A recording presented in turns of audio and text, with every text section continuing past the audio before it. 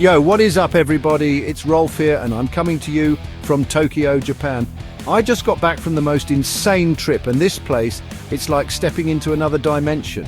We're talking towering skyscrapers, ancient temples, robot cafes, and food that will blow your mind. 7 days jam-packed with adventure, culture, and enough delicious eats to make your head spin. Planning a trip to Tokyo? Here's the perfect 7-day itinerary with the top things to do in Japan, from neon-lit cities to peaceful shrines. First things first, we touched down at Narita, and the energy in this city hits you like a wall of sound the second you step out of the airport.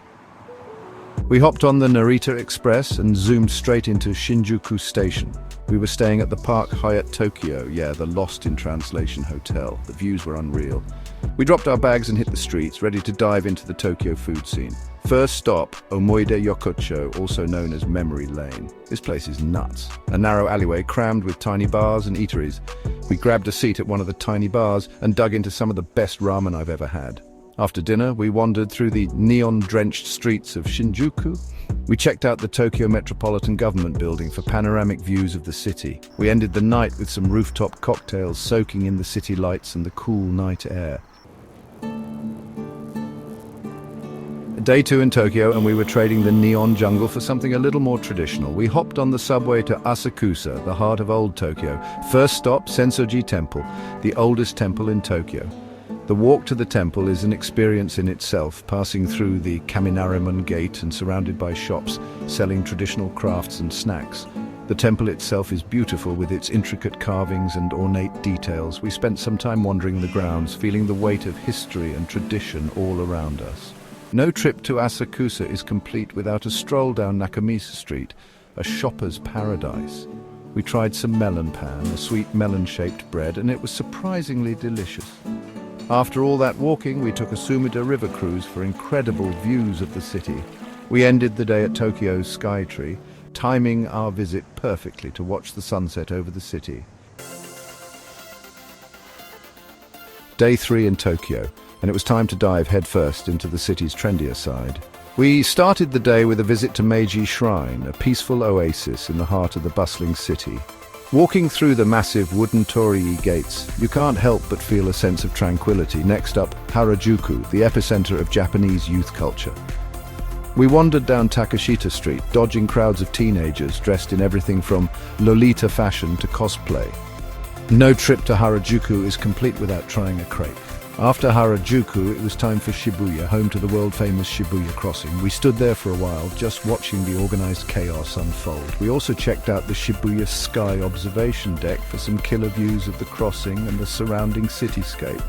We ended the day with dinner in Shibuya, choosing from the many amazing restaurants available.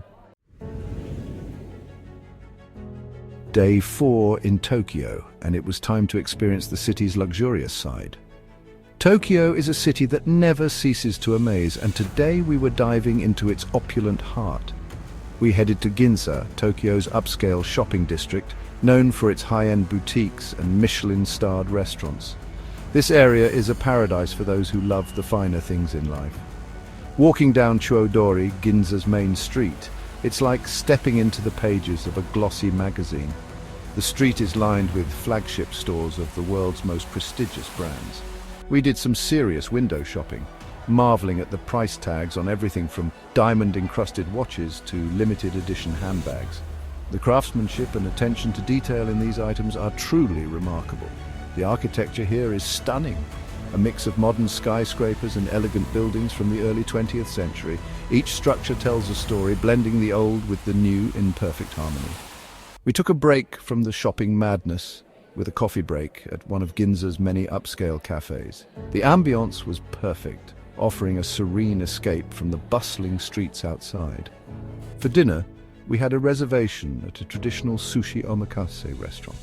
The experience was intimate, with the chef preparing each piece of sushi right in front of us. The meal was incredible, a symphony of flavors and textures, each bite a tiny work of art. The freshness of the ingredients and the skill of the chef were evident in every piece. Ginza might be known for its luxury, but it's also a neighborhood steeped in history and culture. The juxtaposition of the old and the new adds a unique charm to the area. If you're looking for a more authentic experience, check out some of the traditional tea houses or kabuki theaters tucked away on the side streets. These hidden gems offer a glimpse into Japan's rich cultural heritage, making Ginza a truly multifaceted destination. Day 5 in Tokyo, and it was time for a change of pace. After days of exploring the bustling city streets and neon-lit districts, we decided to slow things down a bit and immerse ourselves in some of Tokyo's more tranquil and cultural spots. We started the day with a visit to Ueno Park, a sprawling green oasis in the heart of the city. This park is a favorite among both locals and tourists, offering a peaceful retreat from the urban jungle. Ueno Park is like Tokyo's Central Park, a place where locals come to relax and escape the hustle and bustle of city life. The park is vast, with plenty of open spaces, walking paths, and even a large lake where you can rent boats. We spent the morning wandering through the park's many gardens, admiring the colourful flowers. The seasonal blooms were a sight to behold, with vibrant hues that seemed to paint the landscape. Ueno Park is also home to several museums, including the Tokyo National Museum. This museum is a treasure trove of Japanese history and culture, offering a deep dive into the nation's rich heritage. We checked out the Tokyo National Museum, which houses a vast collection of Japanese art and artifacts. From ancient pottery to samurai armor, the exhibits were both educational and fascinating. For lunch, we headed to Amayoko Market, a bustling street market located just outside Ueno Park.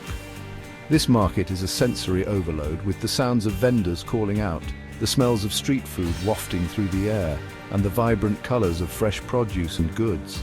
We grabbed some delicious bento boxes from one of the many food stalls and enjoyed a picnic lunch in the park. Sitting under the shade of a cherry blossom tree, we savored the flavors of our meal while soaking in the serene atmosphere. After Ueno, it was off to Akihabara, Tokyo's electric town, known for its electronics, anime, and gaming culture. This district is a paradise for tech enthusiasts and pop culture fans alike, with countless shops and arcades to explore. We even stumbled upon a maid cafe, where waitresses dressed in maid costumes serve you food and drinks while acting out cute and quirky skits. It was a unique and entertaining experience, adding a touch of whimsy to our day. Day 6 in Tokyo, and it was time for a tough choice: DisneySea or Odaiba. DisneySea is unique to Japan, and it's known for its more mature and adventurous attractions. If you're a Disney fan, DisneySea is a must-do. It's divided into 7 themed ports, each with its own unique atmosphere and attractions. But if you're looking for a more laid-back day, Odaiba is a great option.